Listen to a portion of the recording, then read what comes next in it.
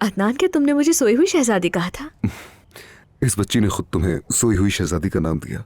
अदनान, वो क्यूट सी बच्ची है कौन? मैंने पहले कभी नहीं देखा उसे। तुम्हारे कोई रिश्तेदार है?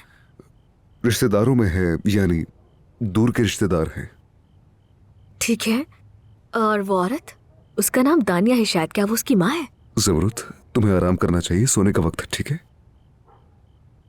इसीलिए बातें करना बंद करो और सो जाओ, ठीक है ना?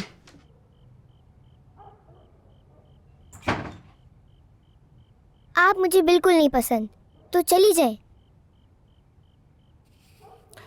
चाहो ना चाहो पसंद तो करना ही पड़ेगा, मजबूरी है।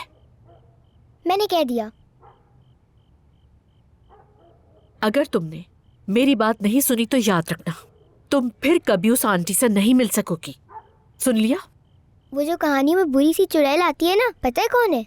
आप हैं वो।